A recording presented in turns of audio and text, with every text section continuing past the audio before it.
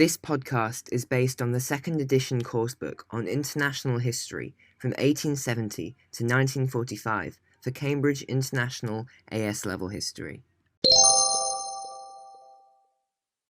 Greetings, podcast listeners. I am now on my study period in the weeks leading up to the AS level examinations. Therefore, I will be releasing a number of episodes from today until the 7th of May, the date of my last history exam. In today's episode, we will be going to the subtopic, the emergence of Japan as a world power, and looking at Commodore Perry's visit to Japan. On 8th of July, 1853, black ships arrived in the port of Edo, Tokyo. The Japanese demanded that the ships leave, resulting in the ships turning their guns on the city in a show of force. The Japanese are forced into allowing them to dock, and Commodore Perry, an American naval officer, brings two letters, one from himself and one from President Fillmore. In summary, President Fillmore's letter is generally written in a friendly, politeful, and respectful tone, yet also with an intimidating nature. The US President makes three main requests to the Japanese Emperor: opening Japan's ports to American ships for trade, providing US ships with ports to resupply with coal and other provisions in return for payment, and the protection of US citizens that become shipwrecked in Japan. He also mentions that he has dispatched Perry with a powerful squadron and that American steamships can reach Japan in 18 days with the aim of intimidating the Emperor, and suggesting that the US can force the Emperor to agree to the terms that he wishes Japan to accept.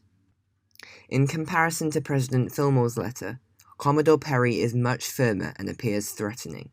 In his letter, Perry focuses on his wish that American sailors who are shipwrecked in Japan be treated with respect and kindness, arguing that the Japanese are respected and treated as such in the US.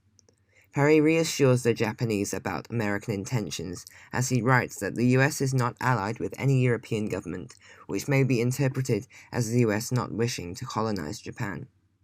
Perry suggests that closer relations between the US and Japan are inevitable, due to the speed of ships and the expanding influence of the US.